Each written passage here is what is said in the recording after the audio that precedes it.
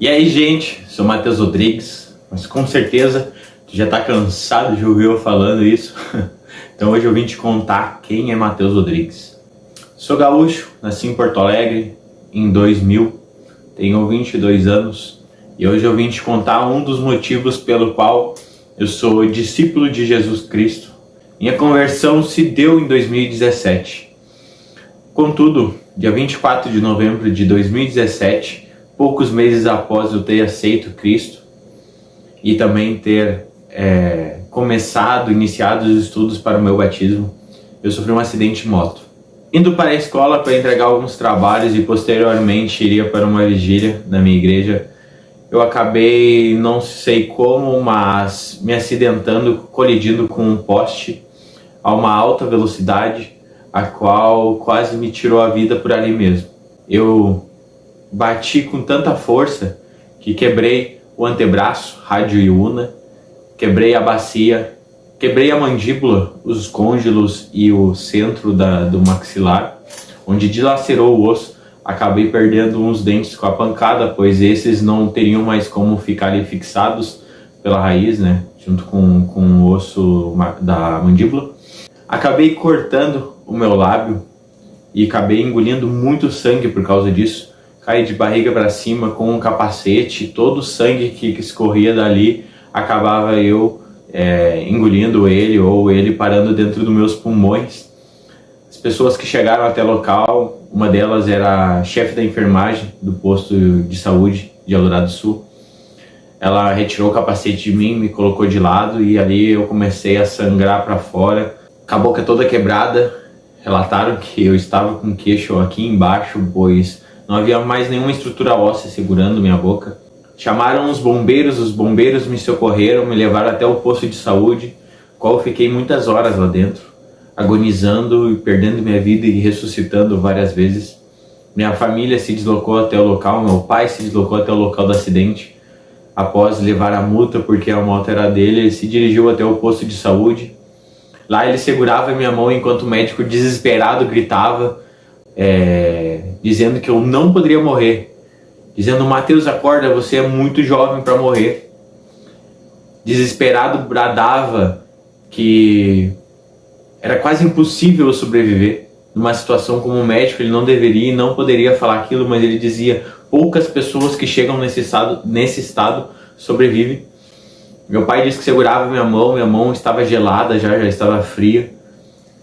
A igreja sempre orando por mim. A vigília a qual eu estava me dirigindo, ela se voltou a orar totalmente por mim. Enquanto eu estava no posto de saúde, meus familiares, amigos estavam orando. Os pastores da igreja a qual eu congregava estavam ali orando. E de repente aparece uma mulher que trabalhava na faxina do posto de saúde, foi até a sala onde eles estavam orando e disse para eles: se alegrem porque o seu filho, falou para minha mãe, seu filho está respondendo às orações, então continue orando, que tá dando certo. Eu com a boca toda destruída, tive traumatismo craniano, sangrando, cortes por todo o corpo. Cortei o braço direito, cortei a perna, o braço esquerdo, a perna esquerda. Perdi muito sangue. E nesse momento ali no posto de saúde não havia um tubo de oxigênio, né? Não havia um cilindro de oxigênio. Então minha respiração foi através do balão de oxigênio. Então a todo instante tinha uma pessoa ali apertando, inflando aquele balão para que eu pudesse respirar, enquanto iriam fazendo massagens cardíacas e dando choques com não sei, eu esqueci o nome daquele aparelho. Tive 3 paradas cardíacas enquanto estava no posto de saúde. Não haveria uma ambulância para me socorrer dali, uma SAMU para me retirar dali e levar para um hospital. Eldorado do Sul sempre foi muito precário em saúde, mas conseguiram, através de um pedido, de um favor, uma das moças que trabalhavam no posto de saúde solicitou para que o amigo dela, que era motorista dessa SAMU de Guaíba, viesse até ali para me retirar do posto de saúde e me levar até um hospital. Se dirigindo até Novo Hamburgo, chegando em São Leopoldo, foi avisado que não haveria mais aquele leito no hospital de Novo Hamburgo. Então a gente retornou com a ambulância até Canoas, e em Canoas a ambulância ficou circulando por algum tempo, talvez horas, até que ligassem avisando que no Cristo Redentor em Porto Alegre estaria disponibilizando um leito ali e eu me dirigi para lá. Chegando lá, 3 cirurgias logo de cara, a descompressão cerebral, qual eu tenho uma cicatriz aqui, onde foi colocado um monitor para controlar a pressão cerebral. Também fiz uma cirurgia breve na mandíbula, tentando colocar no lugar ela para que eu pudesse respirar, não sendo suficiente. Fizeram a traqueostomia e drenagem do sangue que foi parar nos meus pulmões. Muito sangue após a drenagem continuou ali dentro. Assim eu entrei em coma. Os médicos desacreditavam que eu sobreviveria. Durante esses 10 dias em coma, eu tive uma batalha espiritual enorme, o qual eu já relato para vocês, mas antes eu vou contar o que me foi relatado enquanto eu estava em coma. De prioridade que eu tinha seria a pressão cerebral. A igreja começou a orar por conta disso, para que essa pressão cerebral viesse a diminuir, senão eu morreria. E logo a pressão começou a baixar, começou a surtir efeito. Após foi o meu fígado, eu precisaria de um transplante de fígado. Porém, se eu fizesse esse transplante, eu não sobreviveria à cirurgia, porque eu estava muito fraco, tinha pouco sangue. E não respondia aos medicamentos. Decidiram continuar com os medicamentos, até que a igreja orou especificamente para isso. E o meu fígado começou a responder, para a glória de Deus. Fui totalmente curado ali, aquele local, aquele órgão. Meu pulmão direito, do lado direito, muito ainda fragilizado. Não conseguia respirar direito. Meu baço também sofreu uma pancada muito forte. E aos poucos eu fui recuperando. E para a pessoa que parecia que ia morrer, agora parecia que ia ficar em coma durante muitos dias. E depois de 10 dias eu já estava melhorando. Então já pensavam, nossa, ele só vai ser um problemático mental, vai ter a coordenação motora ruim, de repente vai parar de falar. E diversas consequências por causa desse acidente eles tentavam prever, né? Falar, avisar meus familiares quanto a isso. Chegou o momento de meus pais me visitarem ali e conversarem comigo e meu coração começar a acelerar porque eu escutava a voz deles. Isso serve de um baita testemunho para ti. Se um dia tu for orar por alguém que está em coma e essa pessoa não aceitou a Cristo ainda, faça essa pergunta para ela se ela deseja aceitar Cristo, confessar a Cristo para ser salva, e ore para ela. Por mais que ela esteja em coma, tem uma possibilidade dela estar te escutando e fazer essa oração em espírito. Enquanto eu estava em coma, eu escutava a voz dos meus pais falando comigo e eles avisavam a enfermeira que eu reagia à voz deles. Minha mãe avisou a enfermeira que eu estava reagindo à voz dela, se mexendo, e a enfermeira disse que era impossível, eu estava sedado. Porém, ela viu me movimentando e teve que aumentar o sedativo. Ela aumentou o sedativo e mesmo assim havia ali uma certa resposta minha. Então eles pediam para que meus pais não falassem tanto comigo assim, para que a pressão cerebral não viesse a aumentar. E após 10 dias eu vim acordar desse coma, numa sala da UTI, branca, com uma luz do lado de fora muito forte, do lado de dentro uma luz mais escura, assim, um ambiente mais escuro.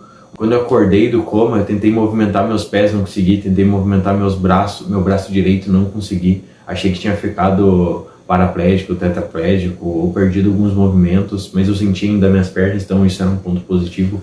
Minha cabeça toda enrolada em faixas, eletrodos colados no meu peito, uma máquina apitando, uma pulseira toda hora inflando no meu pulso, eu com 20 quilos a menos ou mais. Me deparei naquela situação e para mim eu tinha ido dormir e acordado no hospital. Esses 10 dias para mim passou como se fossem 10 anos, o qual eu caminhei por um vale muito escuro.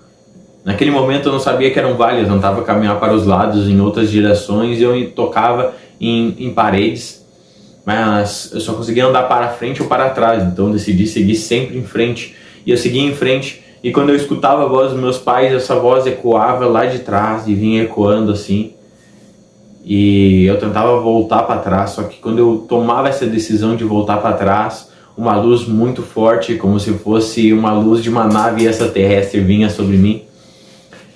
Ela era perfeitamente dividida, sabe? A luz e as trevas não conseguiam penetrar a luz.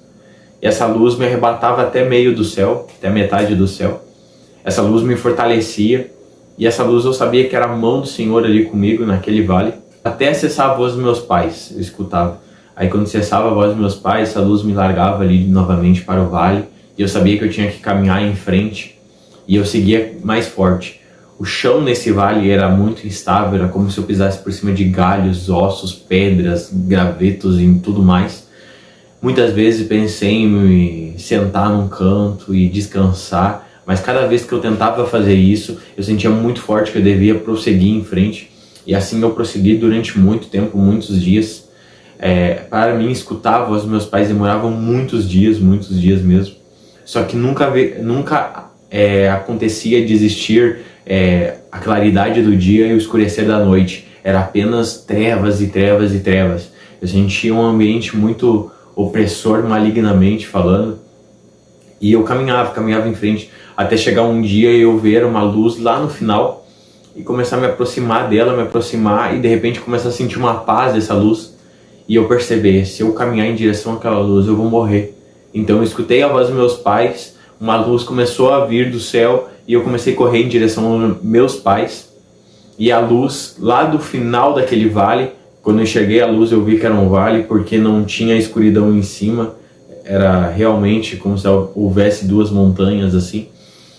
E eu dei as costas para aquela luz, eu corri em direção à voz que eu escutava. E eu comecei a pensar comigo mesmo, eu não vou morrer, e aquela luz veio sobre mim e me fechou toda a visão e eu enxerguei um clarão muito branco, algo muito branco, como eu jamais vi. Então eu acordei num quarto de UTI e começaram a me explicar o porquê eu estava ali, que eu haveria sofrido um acidente de moto. Mais adiante, recebi a visita, né, da minha mãe, a noite do meu pai. E aí começou uma batalha aqui neste mundo muito difícil. Porque eu comecei a me questionar por que Deus havia permitido eu estar ali, ter passado por tudo aquilo. Eu sofria de tanta dor, tanta dor. Várias vezes eu pensei, se existisse eutanásia no Brasil, com certeza eu solicitaria. Eu não aguentava de dor, eu queria morrer. Dia após dia, foi uma luta atrás da outra. Foi muito humilhante ter que usar fraldas, tomar aquele banho de lenço umedecido, né? Depender de pessoas. Cara, eu sempre fui uma pessoa que lutou suas próprias lutas, nunca gostei de pedir ajuda para as pessoas, então aquele ambiente, aquela forma que eu fui tratado quebrou demais o meu orgulho, me mostrou realmente que eu sou dependente de outras pessoas, principalmente da minha família. Eu sentia que meus pais e amigos estavam mais fragilizados emocionalmente do que eu. Fiquei muito tempo na UTI me recuperando, até fazer alguma cirurgia. Os dias passavam muito devagar, cada segundo era como se fosse uma eternidade. Naquela sala opaca, não tinha nada para se fazer, nada para o tempo passar. Eu apenas escutava os enfermeiros conversando de vez em quando. Os remédios eram muito fortes, eu acabava dormindo por muito tempo. Comecei a fazer cirurgias, a cirurgia da boca a primeira deu errado, fiz a segunda, coloquei 2 placas metálicas e tentaram colocar os côndilos novamente no lugar. E aquilo foi uma dor horrível. Usei a placa de Erich e dormi. Quando eu acordei eu estava amarrado, não conseguia me mexer, me movimentar, com aquela dor agonizante na boca. Doía tanto, os remédios não tinham mais efeito. Eu fiquei alguns dias sem dormir de tanta dor que eu tinha.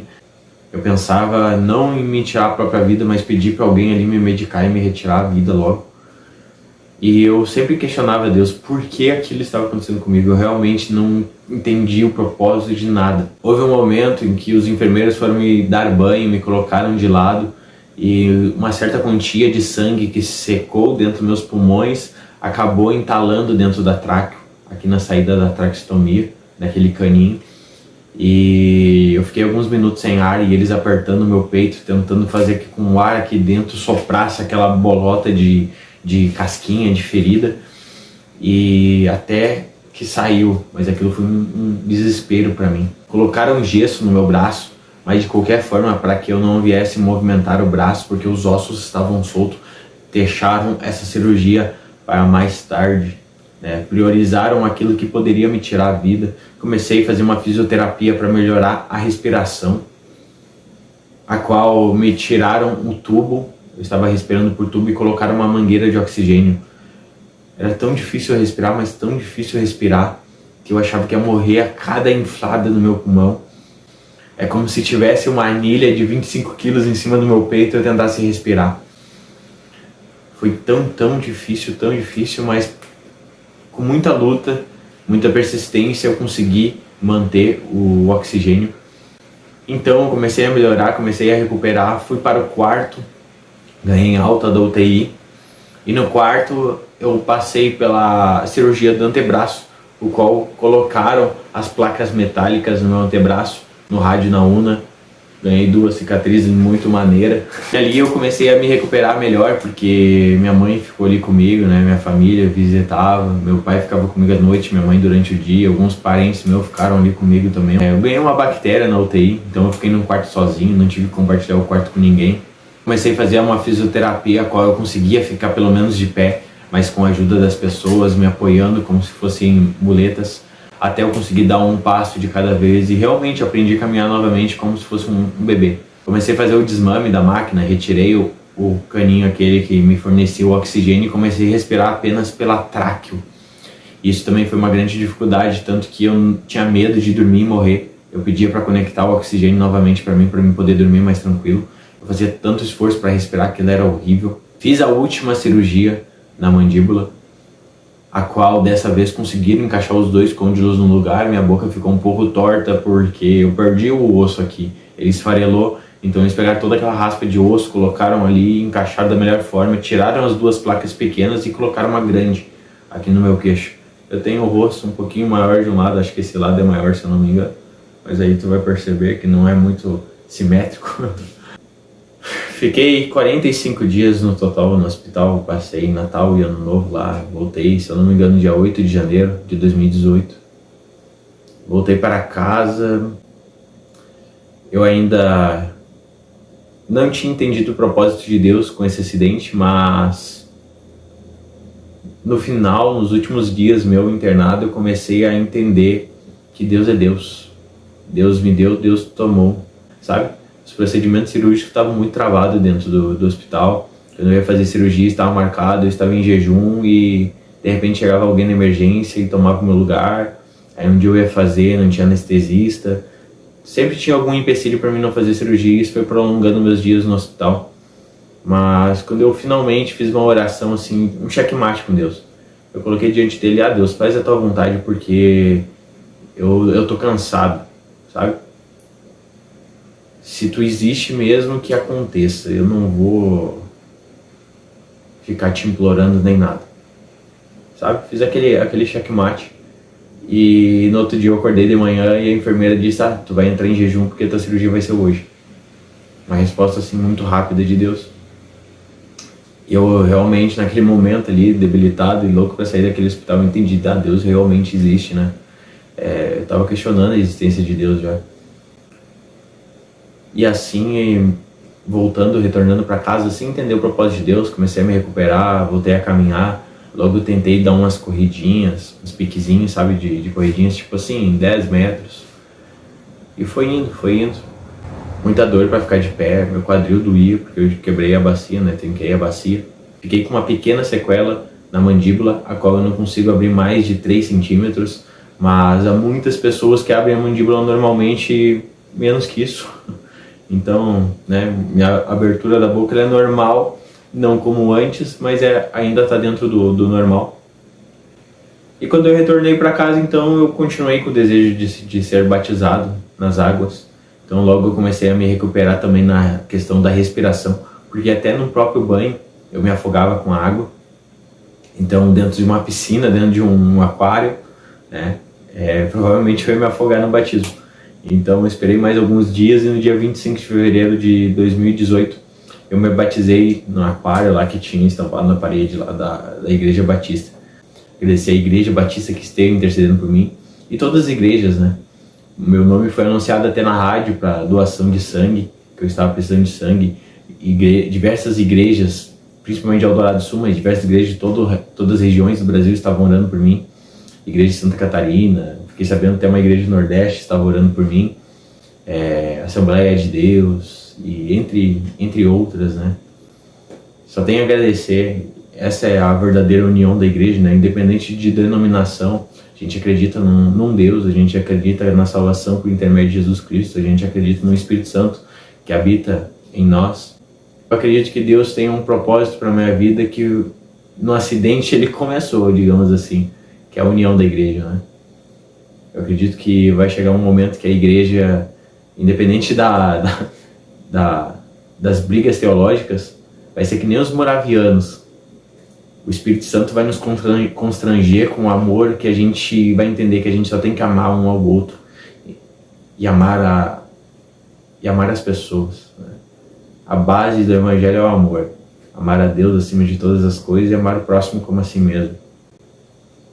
É isso, gente. Esse aí é um resumo do que aconteceu no meu acidente. Tem vários pequenos testemunhos dentro desse testemunho, né? Eu acredito que isso vai te edificar de alguma forma, vai te acrescentar em fé.